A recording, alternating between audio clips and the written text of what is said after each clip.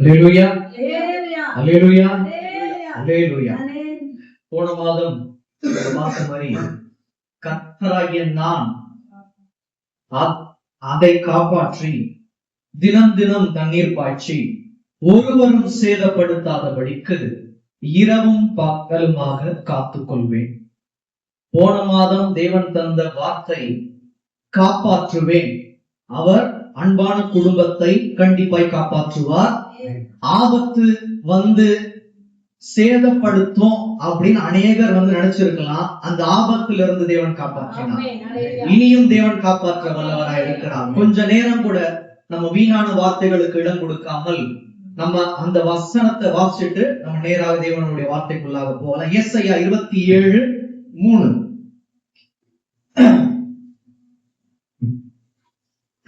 கர்த்தராகிய நான் அதை காப்பாற்றி அடிக்கடிக்கு அதுக்கு தண்ணீர் பாய்ச்சி ஒருவரும் அதை சேதப்படுத்தாதபடிக்கு அதை இரவும் பகலும் காத்துக் கொள்வேன். அப்போ தேவன் சொன்ன வார்த்தை கண்டிப்பாக நம்மளோட வாழ்க்கையில் நிறைவேறும். திராட்சை தோட்டத்தை யாருமே சேதப்படுத்தும்படியாக தேவன் என்ன பண்ண மாட்டார், வைக்க மாட்டார். அதை காப்பாற்றுவார். இன்னைக்கு நம்ம பார்க்க போறோம். தண்ணீர் பாய்ச்சுவார்.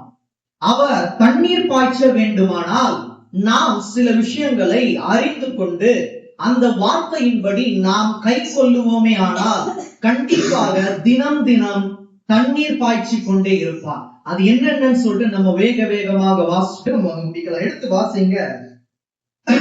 வெளிப்படுத்தின விசேஷம் 22ஆம் அதிகாரம் 7ஆம் வசனம். இதோ சீக்கிரமாய் வருகிறேன், இந்த புஸ்தகத்தில் உள்ள தீர்க்க தரிசன வசனங்களை கைக்கொள்ளுகிறவன் பாக்கியவான் என்றார்.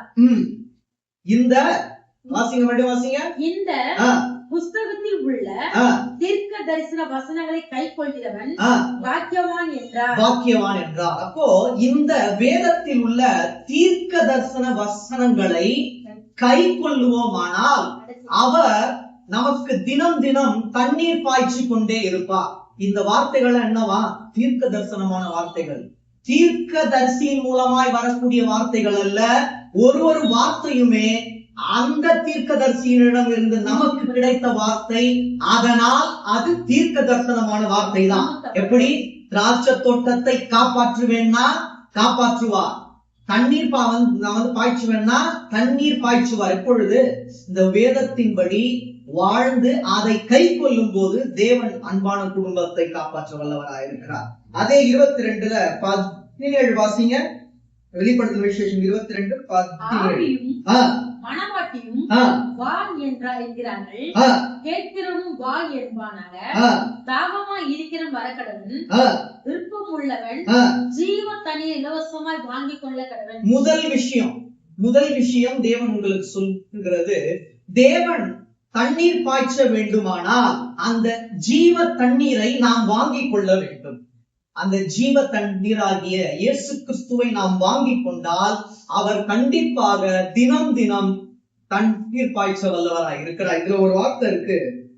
விருப்பம் உள்ளவன் ஜீவ தண்ணீரை இலவசமாய் வாங்கிக் கொள்ள கடவன்.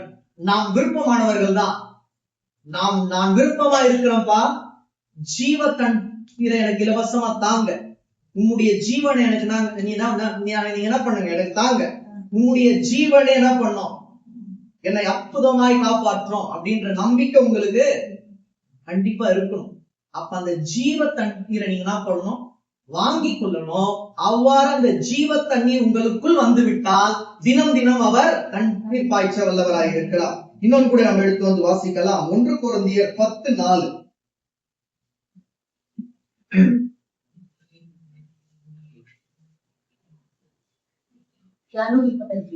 எல்லோரும் ஒரே ஞான பாடத்தை கொடுத்தார்கள்.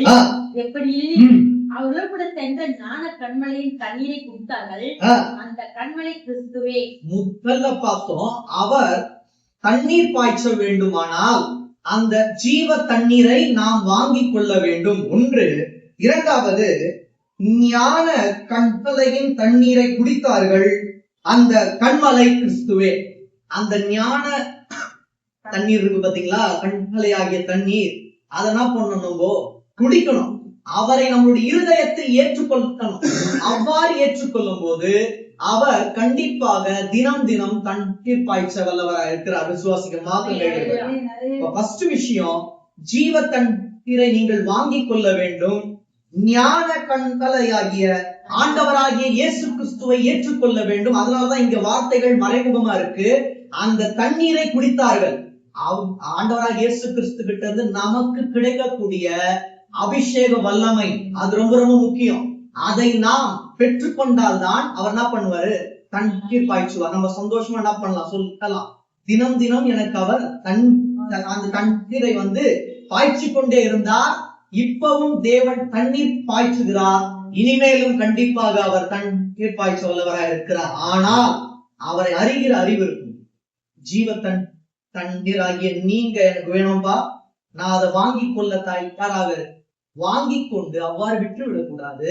அந்த அபிஷேகத்தை நாம் பெற்றுக்கொண்டு வாழ்வோமானால் அவர் தினம் தினம் தவறாமல் நமக்கு தண்ணீர் பாய்ச்சி கொண்டே இருப்பார். இன்னொன்று கூட நம்ம எடுத்து வாசிக்கலாம்.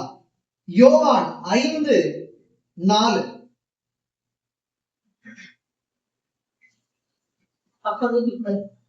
ஏனெனில் சில சமயங்களிலே தேவதூதன் ஒருவன் அந்த குளத்தில் இறங்கி தண்ணீரை கலக்குவான். தண்ணீர் கலங்கின பின்பு யார் முந்தி அதில் இறங்குவானோ அவன் எப்படிப்பட்ட வியாசா இருந்தாலும் சொந்தமாவான். சில நேரங்கள்ல தேவதூதன் எப்ப அந்த தண்ணீரை கலக்குவான்னு சொல்லிட்டு யாருக்குமே தெரியாது. அவன் அந்த தண்ணீர் இருக்கு பாத்தீங்களா, அத கலக்கின பிற்பாடுதான் அதுல போயிட்டு நம்ம என்ன பண்ணணும், முழுகி எழும்போது நம்மளுடைய வியாதிகளை தேவன் சுகமாக்க வல்லவராக இருக்கிறார். அதனால என்ன அர்த்தம்னா, நமக்கு ஆசீர்வாதத்தை சில நேரங்கள்ல தேவன் மறைத்து வைத்திருப்பார். அது எப்ப நமக்கு வரும் தெரியாது. இந்த மாதமா கூட இருக்கலாம், அடுத்த மாதமா இருக்கலாம். ஆனா அதை வந்த உடனே விட்டு விடக்கூடாது. பரவாயில்லங்க, எனக்கு ஆசீர்வாதம் தான், நீங்க எடுத்துக்கங்கன்னு சொல்லிட்டு வேற யாருக்கும் கொடுக்க கூடாது. உங்களுக்கான ஆசீர்வாதம் உங்க கையில கொடுத்திருக்க. சில நேரங்கள்ல அந்த குளத்துல தேவதூதன் கலக்கும் போது யாரு குளிப்பாங்க, அந்த ஆசீர்வாதத்தை பெற்றுக் கொள்வாங்க, நமக்கு அறியாது இருக்கலாம். ஆனா தேவனுக்கு தெரியும், இன்னைக்கு ஒருத்தர் சொஸ்தமாக வேண்டும் என்று தேவன் நினைப்பாரானால் அப்பொழுது அந்த தண்ணீர் கலக்கப்படும். அப்ப என்ன பண்ணுவாங்க, அவங்க அதுல முழுகி எழும்போது வியாதிகளை தேவன் குணமாக்க வல்லவராக இருக்கிறார். அதை நல்லா புரிஞ்சுக்கோங்க. உங்களுக்கான நேரம் சேரும் போது அதை அறிந்து கொள்ற அளவுக்கு உங்களுக்கு என்ன இருக்கணும், அந்த ஒரு அபிஷேக வல்லமை, ஞானம் இருக்கணும். அதனாலதான் அந்த ஜீவ தண்ணீரை நீங்க அறிந்து கொள்ளணும், வாங்கி கொள்ளணும். நம்ம ஃபர்ஸ்ட் பார்த்தோம். ரெண்டாவது நம்ம பார்த்தோம், அந்த ஞான கண்களை ஆகிய தண்ணீரை நம்ம குடிக்கணும். அந்த அபிஷேகத்தை பெற்றுக்கொண்டால்தான் அது எப்ப கலக்கப்படும் அப்படின்ற அறிவை கொடுப்பார். உங்களுக்கு எப்ப ஆசீர்வாதத்தை வைத்திருக்காரோ அப்பொழுது தேவனுக்குள்ளாக நீங்கள் முழுமையாக முழுகும் போது உங்களுடைய வியாதிகளை சுகமாக்க தேவன் வல்லவராக இருக்கிறார். அதன் பிறகு தினம் தினம் தண்ணீர் பாய்ச்சி கொண்டே இருப்பார். நமக்கு சுகவீனங்கள் சில நேரங்கள்ல வரலாம், அப்படியே இருக்காது. இன்னைக்கு நம்ம சுகமா இருக்கோம்னா தேவனோட கிருபை. அவர் தண்ணீர் பாய்ச்சி கொண்டே இருக்கிறார். வியாதியில இருந்து விடுதலை ஆக்குற வார்த்தையை கொடுத்துட்டே இருக்கார். அவர் வார்த்தை தான் தண்ணீர் பாய்ச்சுதல். நான் உன்னை என்ன பண்ண மாட்டேன், திக்கற்ற மாதிரி விட மாட்டேன், நானே உனக்கு ஆறுதலா இருப்பேன் அப்படின்றது தண்ணீர் பாய்ச்சுதல். தினம் தினம் வார்த்தைகள் வருது, நமக்கே தெரியாது. அவர் கொடுப்பார் வார்த்தை. சில நேரங்கள்ல தியானத்துக்காக நான் இது பண்ணும்போது உட்காரும் போது தேவனே கொடுப்பார் இந்த வார்த்தைய. இப்படிப்பா, எனக்கு எதுவும் அறியலையே, நான் பேசுறேன்பா, கவலைப்படாது.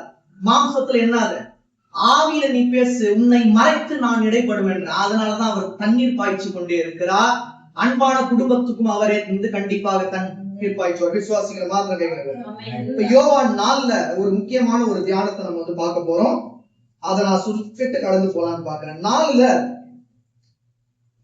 4ஆம் வசனத்துல இருந்து வாசிங்க. யோவான் 4:4 வசனத்துல இருந்து. அவர் சமாரியா நாட்டின் வழியாய் போக வேண்டிய இருந்தபடியால் யாரு ஆண்டவராகிய இயேசு கிறிஸ்து யாக்கோபு தன் குமாரனாகிய யோசேப்புக்கு கொடுத்த நிலத்துக்கு அருகில் இந்த சமாரியா உள்ள சீகார் எனப்பட்ட ஊருக்கு வந்தார். அங்கே யாக்கோபுடைய கிணறு இருந்தது. இயேசு பிரயாணத்தினால் இளைப்படைந்தவராய் அந்த கிணற்றருகே உட்கார்ந்திருந்தார். அப்பொழுது ஏறக்குறைய 6ஆம் மணி வேளையா இருந்தது. அவருடைய சீஷர்கள் போஜன பதார்த்தங்களை கொள்ளும்படி ஊருக்குள்ளே போயிருந்தார்கள். இதுல இந்த 7ஆம் வசனம் ரொம்ப ரொம்ப முக்கியமானது.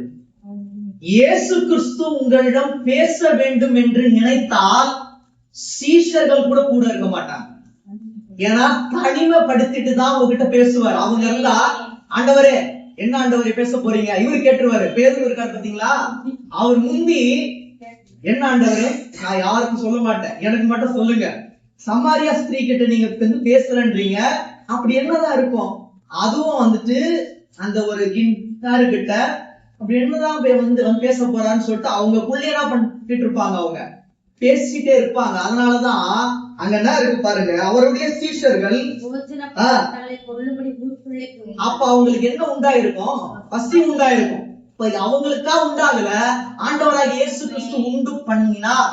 சில நேரங்கள்ல தேவன் உங்ககிட்ட தனியே பேச வேண்டும் என்று எண்ணம் கொள்ளுவார். ஆனால் உங்க கூட யாருமே இருக்க மாட்டாங்க.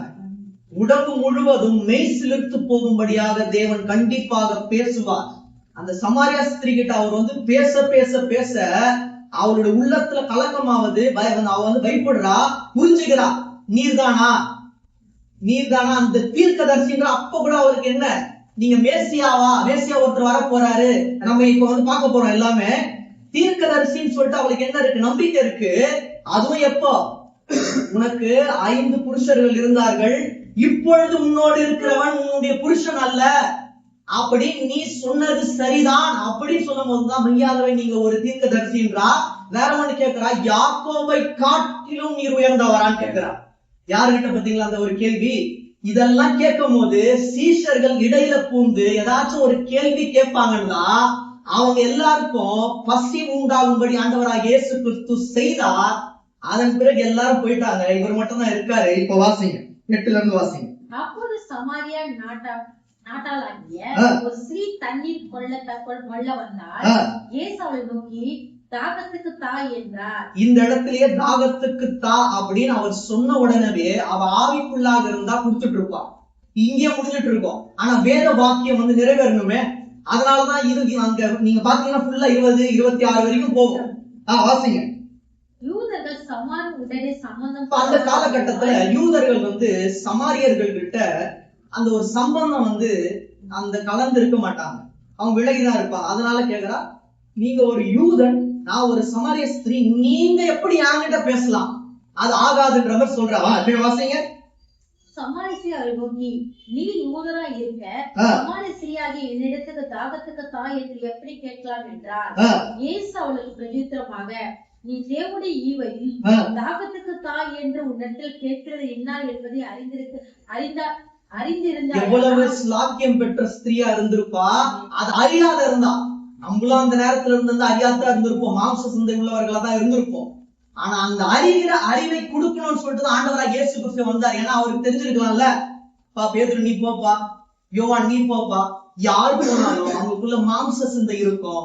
நான் சென்று அவர்களை பார்த்தால்தான் அவர்களுடைய இருதயத்தில் என்ன இருக்குன்னு சொல்லிட்டு நான் அறிஞ்சு கொள்வேன். ஆண்டவராக இயேசு கிறிஸ்துவே வந்தா அவர்கிட்ட அழகா சொல்றாரு, நீ கேட்கிறவர் யார் என்று தெரிந்தால் இந்த மாதிரி தாகத்துக்கு தா அப்படின்னு சொல்லும் போது நீ கொடுக்காத இருந்திருக்க மாட்ட, கண்டிப்பா கொடுத்திருப்பன்ற மாதிரி சொல்றாரு. வாசிங்க. நீயும் அவரிடத்தில் கேட்டிருப்பாய், அவர் உனக்கு ஜீவத்தனை கொடுத்திருப்பார். இப்ப பாருங்களேன், இப்ப இவங்க ஞானமா பேசணும், ஞானமா நம்ம பேசுறோம் அப்படின்னு காட்டணுன்றதுக்காக ஒரு கேள்வி கேட்பாங்க. சரி, தாகமா இருக்குதுன்னு தான்றீங்க, நான் உங்களுக்கு கொடுக்குறேன், உங்ககிட்ட பாத்திரமோ இல்ல, இந்த கிணற்று தண்ணீரம் ஆழமா இருக்கிறது, இதுல ஒரு ஆழம் இருக்கு, அதை வாசிங்களேன். அந்த ஸ்திரீ, ஆண்டவரே கொண்டு கொள்ள உம்மிடத்தில் பாத்திரம் இல்லையே. அப்போ இதுல என்ன இருக்கு, மறைமுகமான ஒரு ஆழம். நீதான் அந்த பாத்திரம், நம்மதான் அந்த ஸ்திரீ தான் அந்த ஒரு பாத்திரமா இருக்கு. அப்ப தாகத்துக்கு தா அப்படின்றாரு பாத்தீங்களா, தண்ணீர். இது 3 விஷயம் இருக்கு. ஆண்டவராகிய இயேசு கிறிஸ்துவே அந்த ஜீவ தண்ணீர் ஒன்று, தாகத்துக்கு தா அப்படின்றாரு பாத்தீங்களா. நம்மிடம் அவர் எதிர்பார்க்கிற ஒரே விஷயம் இருதயத்தை, அதான் தாகத்துக்கு தா, இருதயத்தை தான்றாரு. அப்ப அந்த ஒரு பாத்திரமா இருக்க வேண்டியது யாரு? நம்மதான்.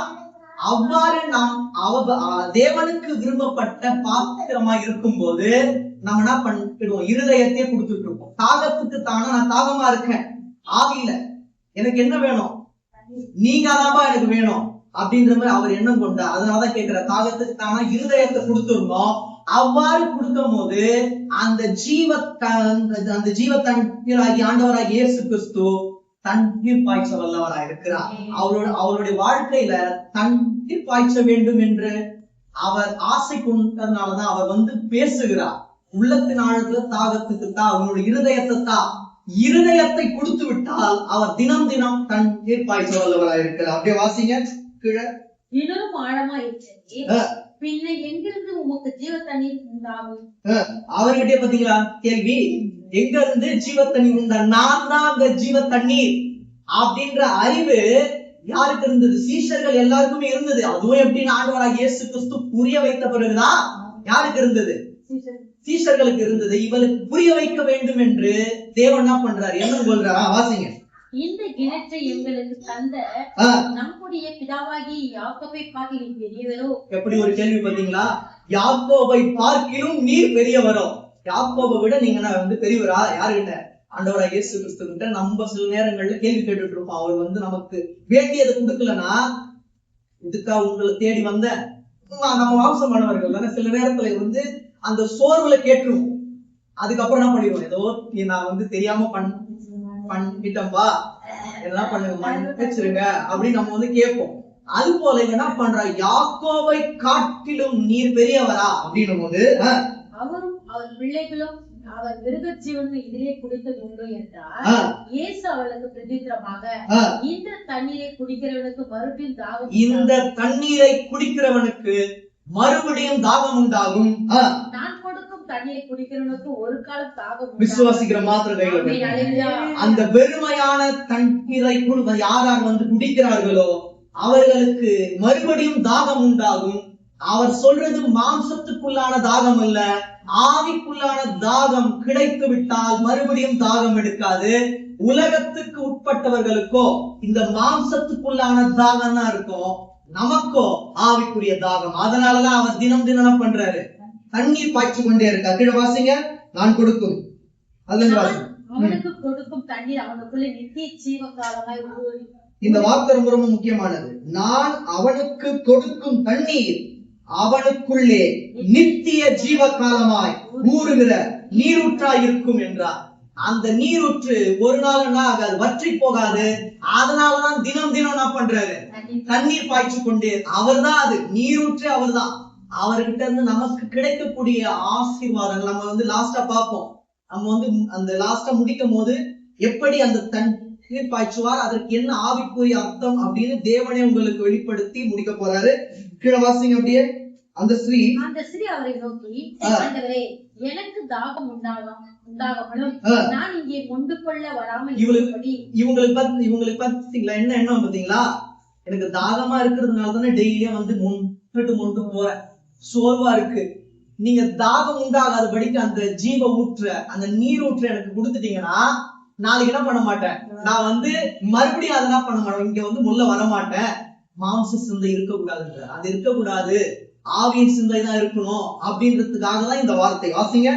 தர வேண்டும் என்றால் இயேசு அவளை நோக்கி, நீ போய் உன் புருஷனை இங்கே அழைத்து வா. அந்த வார்த்தை எப்படி தெரியுமா மாத்துறாரு?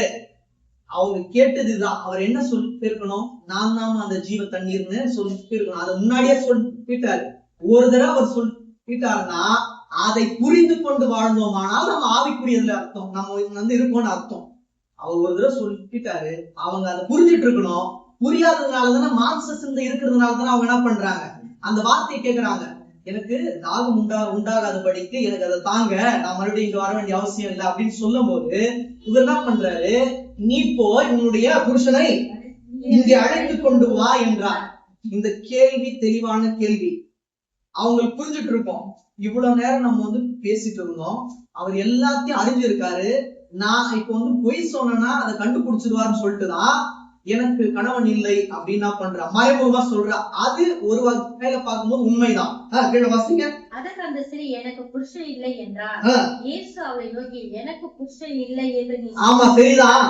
அதுக்கப்புறம் பாருங்க முக்கியமான விஷயம், 5 புருஷர் உனக்கு இருந்தார்கள். 5 புருஷர் உனக்கு இருந்தார்கள். இப்பொழுது உனக்கு இருக்கிற உனக்கு புருஷன் அல்ல. உனக்கு புருஷன் அல்ல. நீ உள்ளபடி சொன்னாய் என்றார். நீ உள்ளபடி சொன்னாய் என்றார்.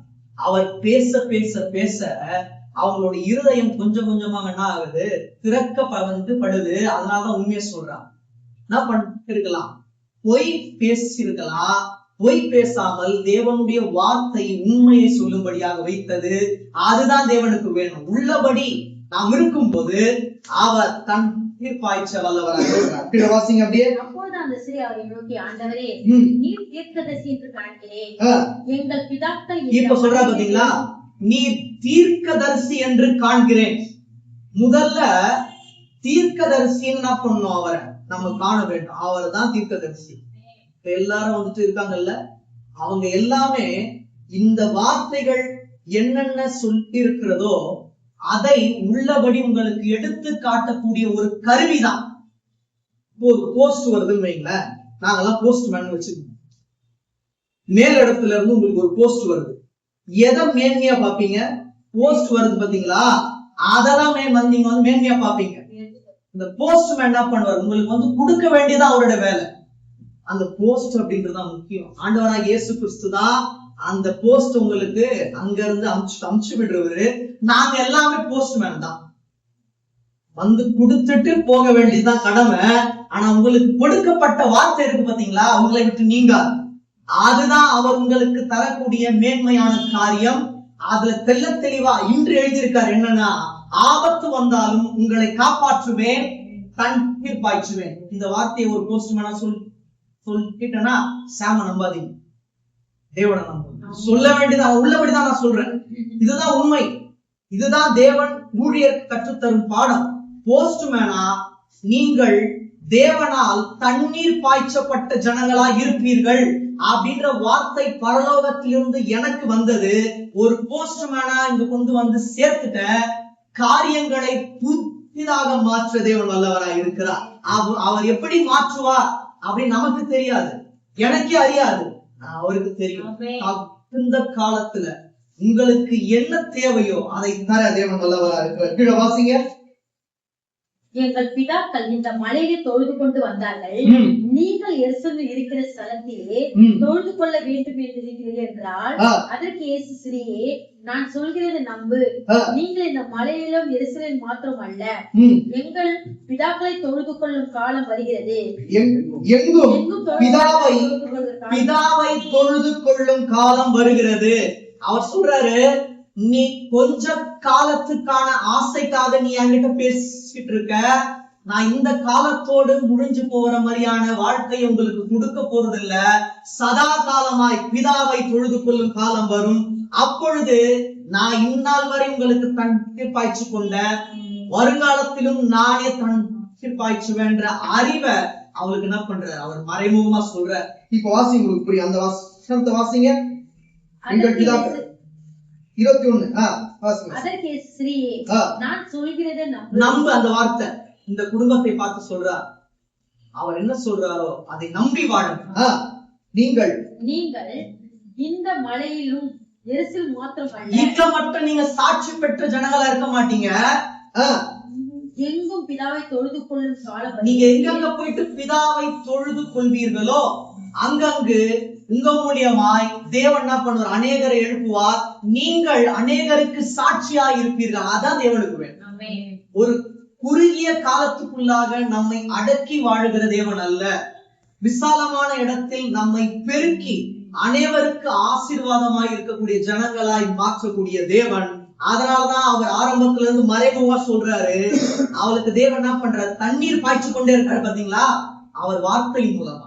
இந்த வார்த்தை ஒரு நாளும் வீணாக போகாது. வீணா போச்சா இல்லையா? ஆரம்பத்துல நீங்க யாரு, யாக்கோபோட பெரியவரா அப்படின்னு கேட்டு இருந்தவ, இவர் பேச பேச உண்மையாகவே நீங்கள் ஒரு தீர்க்கதரிசி என்று காண்கிறேன் அப்படின்னு அவர் சொல்லாமலேயே அவருடைய வாயிலிருந்து வரும்படியாக தேவன் செய்தார். அவர் உண்மையாகவே தீர்க்கதரிசி தான். அந்த தீர்க்கதரிசியினிடமிருந்து வருகிற இந்த வார்த்தை வெறுமையாய் திரும்பாது. நான் நம்புறேன், விசுவாசத்துல நம்புறேன். அவர் தினம் தினம் தண்ணீர் பாய்ச்சி ஜீவ தண்ணீராய் அந்த கண்மலை ஆகிய ஆண்டவராகிய இயேசு கிறிஸ்து உங்களோடு இணைந்து உங்களுக்கு புதிய ஞானத்தை தந்து உங்களை இன்னும் மேன்மையாய் நீங்கள் நினைத்ததை விட ஆச்சரியமாய் நடத்த தேவன் வல்லவராக இருக்கிறார். விசுவாசிகள் மாத்திரம் கைகள் வாசிங்க. நீங்கள் அறியாததை தொழுது கொள்வீர்கள், நாங்கள் அறிந்திருக்கிறதை தொழுது கொள்கிறோம். ஏனென்றால் ரட்சிப்பு யூதர்கள் வழியாய் வருகிறது. 23 வாசிங்க. உண்மையாய் தொழுது கொள்கிறவர்கள் பிதாவை ஆவியோடு உண்மையோடு தொழுது நம்மளாம் யாரு? உண்மையாக தொழுது கொண்டதினால்தான் பிதாவாகிய தேவன் இந்த ஸ்தலத்தில் ஆட்கொண்டு வெளிச்சமாய் பிரகாசமாய் இருக்கிறார், இனியும் இருப்பார். நம்ம உண்மையோடும் உத்தமமோடும் இருப்போமானால் வாசிங்க. உண்மையாய் தொழுது கொள்கிறவர்கள் பிதாவை ஆவியோடு உண்மையோடு தொழுது கொள்ளும் காலம், அந்த காலம் இப்பொழுது வந்து விட்டது, இனியும் வரும். உண்மையாய் பிதாவையும் அந்த ஆவியோடும் உண்மையோடும். பிதாவை என்ன பண்ணுமா? ஆவியோடும் உண்மையோடும். அப்போ ஆவி உங்களுக்குள் அண்ணலா இருந்தால்தான் நீங்க என்ன பண்ணுவீங்க? தேவனை உண்மையோடு தொழுது கொள்வீங்க. அது என்ன? நீங்க ஜபம் பண்றதுக்காக உட்காரும் போது ஏதோ கடமைக்காக என்ன பண்ண மாட்டீங்க, ஜப வாழ்க்கையில் ஈடுபட மாட்டீங்க. ஒரு கொஞ்ச நேரம் இருந்தாலும், ஒரு 30 வினாடி இருந்தாலும் தேவனுக்காக நான் வாழுவேன். நான் இப்ப வெளியே போறப்பா, ஆபத்து என்னை சேராதபடிக்கு என்னை பாதுகாத்துக் கொள்ளும் அப்படின்னு சொல்லிட்டு உண்மையோட நீங்க ஜப வாழ்க்கையில உறுதியா இருந்தா, ஆபத்து உங்க கிட்ட வந்தாலும் தேவன் அந்த ஆபத்துல இருந்து உங்களை காப்பாற்ற வல்லவனாக இருக்கிறார். அதுதான் ஆவியோடும் உண்மையோடும். அது இப்பொழுது வந்திருக்கிறது. விசுவாசிகள் மாத்திரம் இப்பொழுது இருக்கிறது. எப்படி? ஆவியோடும் உண்மையோடு நம்ம இருக்கிறதுனாலதான் இந்த ஐக்கியம் பிளவுபடாமல் இருக்கு. அன்பான ஊழியரோடு யார் யார் ஐக்கியமா இருப்பேன் என்று வாக்கு கொடுத்தார்களோ அவர்கள் எல்லாமே விட்டு விட்டு போனார்கள். ஆனால் ஒரு குறிப்பிட்ட ஆவிக்குள்ளானவர்களை, உண்மையானவர்களை தேவன் தருவாரே. ஆனால் அந்த ஐக்கியம் ஒரு நாளும் விட்டு நீங்காது. ஆவியோடு இருந்தோம், உண்மையோடு இருக்கோம். இந்த ஐக்கியம் நான் விசுவாசத்துல சொல்றேன், இந்த ஐக்கியம் ஒரு நாளும் பிளவுபடாமல் தேவன் நித்தமாய் பாதுகாத்து வழிநடத்தும். விசுவாசிகள் மாத்திரம் வாசிங்க. தம்மை தொழுது கொள்கிறவர்கள் இப்படிப்பட்டவர்களா இருக்கும்படி பிதாவானவர் இததான் விரும்புறார். இப்படிப்பட்டவர்களா இருக்கணும். கேள்வி கேட்டுட்டே இருக்கிறது கிறிஸ்துவுக்குள்ளான வாழ்க்கை அல்ல. ஆவியோடும் உண்மையோடும் தினம் தினம் அவரை தொழுது கொள்ள வேண்டும். அதைதான் பிதாவானவர் விரும்புகிறார். கீழே வாசிங்க. தேவன் ஆவியா இருக்கிறார். 26 வரைக்கும் வாசிங்க. தேவன் ஆவியா இருக்கிறார். தேவன் ஆவியா இருக்கிறார். அவரை தொழுது கொள்கிறவர்கள் ஆவியோடும் உண்மையோடும் அவரை தொழுது கொள்ள வேண்டும் என்றார். அந்த ஸ்திரீ அவரை நோக்கி, கிறிஸ்து எனப்படுகிற மேசியா வருகிறார் என்று அறிவேன். அவர் வரும்பொழுது எல்லாவற்றையும் நமக்கு அறிவிப்பார் என்றார். அப்போ ஏதோ ஒரு ஞானம் தான் இருக்கு, அவங்களுக்குள்ள பட்டு இருக்கு. அதனாலதான் அந்த கேள்வி கேட்கிறாங்க. ஆனா அவங்க அறியல, இவர் தான் அந்த மேசியான்னு அறியல. அதுக்கப்புறம் அவர் சொல்றாரு பாருங்க, நான் தான் அந்த மேசியா, நான் தான் அவர். வாசிங்க. அதற்கு இயேசு, உன்னுடனே பேசுகிற நானே அவர் என்றார். உன்னுடனே பேசுகிற நானே அவர் என்றார். தேவனும் அவர்தான், ஆவியானவர் அவர்தான், பிதாவும் அவர்தான். நீ சொன்னிய ஆண்டவராகிய இயேசு கிறிஸ்து என்னும் மேசியா, அவரும் நான் தான் அப்படின்ற எடுத்த உடனேவே தேவன் என்ன பண்ணிருக்கலாம்? இந்த வார்த்தையை சொல்லி இருக்கலாம். அவருடைய வல்லமையை அறிந்து கொள்ளும்படியாக அவங்க கிட்ட என்ன பண்றாரு? பேசிட்டே இருந்தாரு. இதை சொல்லி முடித்ததுக்கு அப்புறமா சீஷர்கள் போனாங்க பாத்தீங்களா?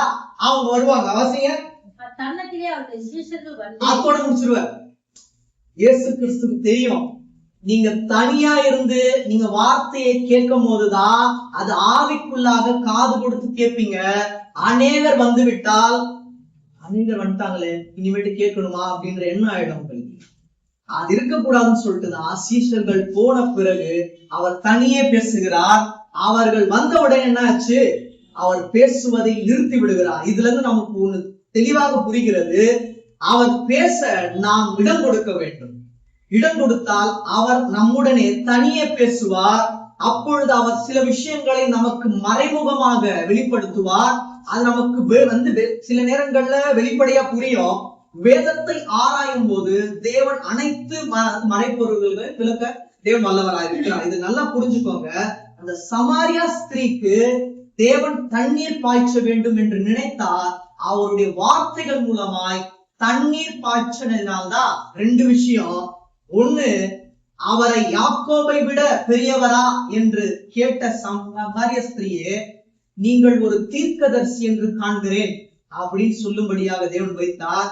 இங்கு ஒரு மேசியா வருவாரு, அவர் யாரு அப்படின்னு சொல்லிட்டு அறியாத அவளுக்கு கூட தேவன் வெளிப்படுத்துறார், நான் தான் அவர் அப்படின்னு. அவர் கண்டிப்பாக நமக்கு வெளிப்படுத்த வல்லவராக இருக்கிறார். செவியை சாய்த்து நாம் கேட்கும் போது அனைத்து காரியங்களையும் தேவன் வெளிப்படுத்தும். ரெண்டு காரியம் தான், நான் அதை வேக வேகமா சொல்லிட்டு முடிக்கிறேன். எடுத்து வாசிங்க, ஏசாயா 41:17.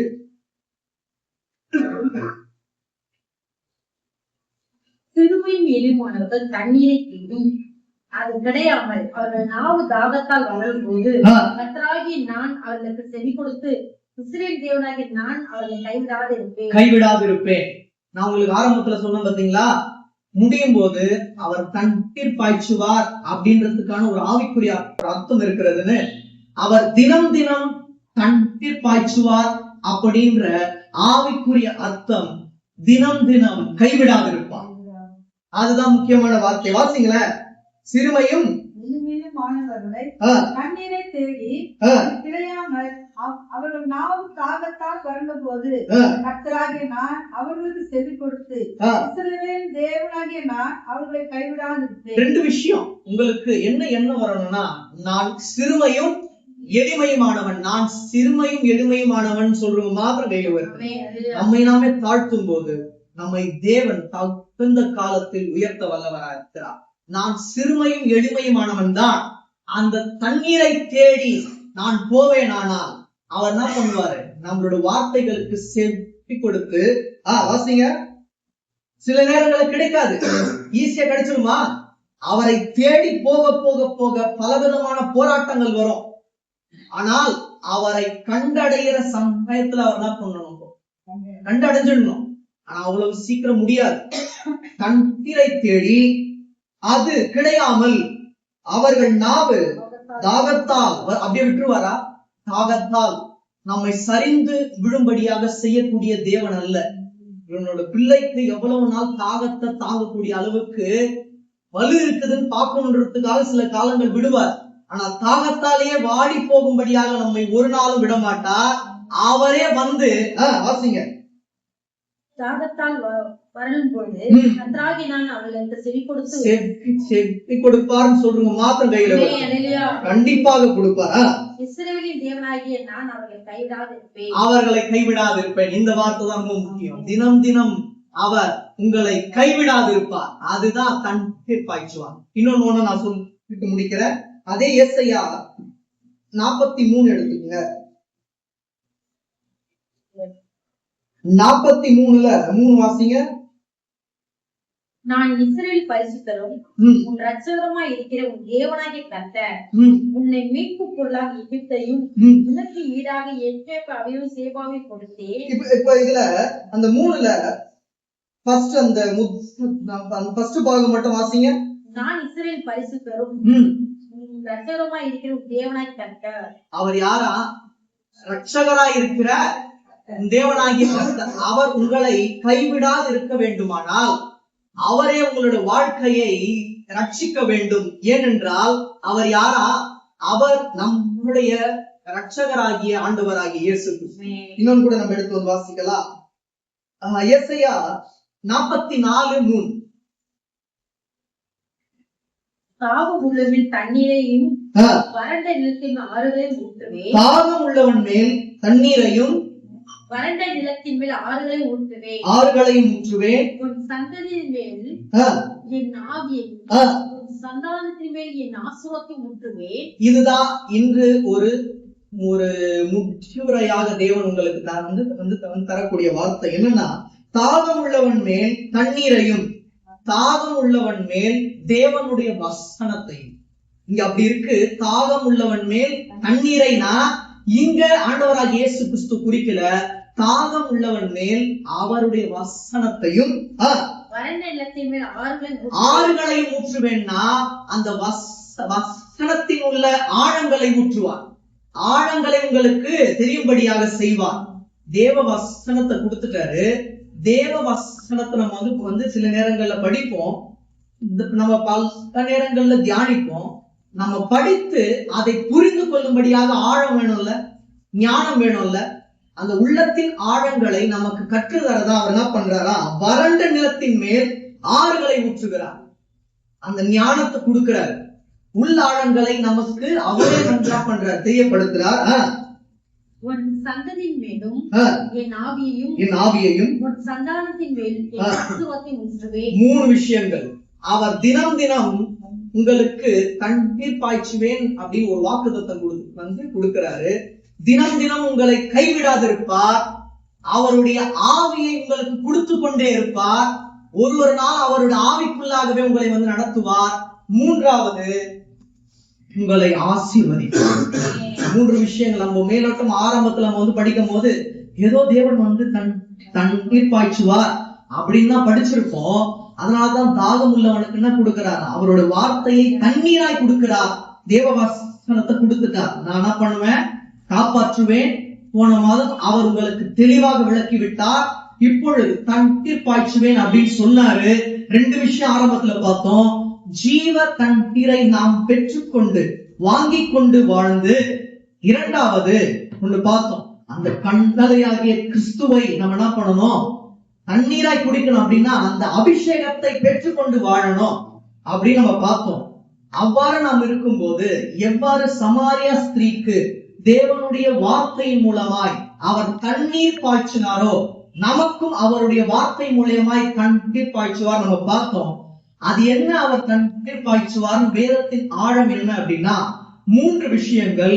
தினம் தினம் அவர் கைவிடாதிருப்பார். 1, தினம் தினம் அவருடைய ஆவியை நமக்கு தந்து நம்மை வித்தியாசமாய் வழிநடத்துவார். 2, 3வதும் இறுதியாக தினம் தினம் ஆசீர்வாதத்தை அள்ளி தந்து நம்மை ஆசீர்வதிக்க தேவன் நல்லவரா இருக்கிறார். மறுபடியும் கூட வாசிங்க, நம்ம முடிச்சிடலாம்.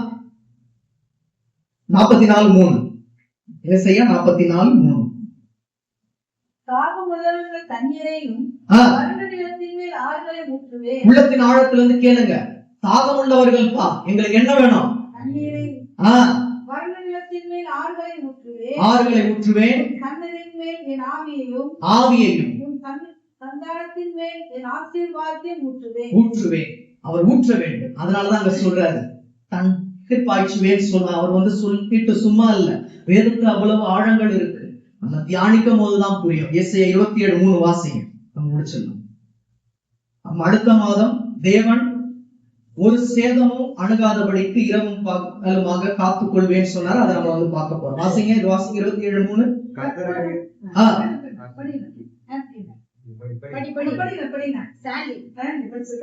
கர்த்தராகிய நான் அதை காப்பாற்றி அடிக்கடிக்கு அதற்கு தண்ணீர் பாய்ச்சி ஒருவரும் சேதப்படுத்தாதபடிக்கு அதை இரவும் பகலும் கொள்வேன். அவர் காப்பாற்றுவார், அவர் தண்ணீர் பாய்ச்சுவார், அவர் காத்துக் கொள்வார். எப்பொழுது அவர் சொல்லும் வார்த்தைகளை நாம் ஆழ்ந்து தியானித்து அந்த வார்த்தைகளின்படி செய்யும் போது அவர் காப்பாற்றுவார், அவர் தண்ணீர் பாய்ச்சுவார். அடுத்த மாதம் நம்ம வந்து பார்க்க போறோம், அவர் காத்துக் கொள்வார். கண்களை மூடலாம்.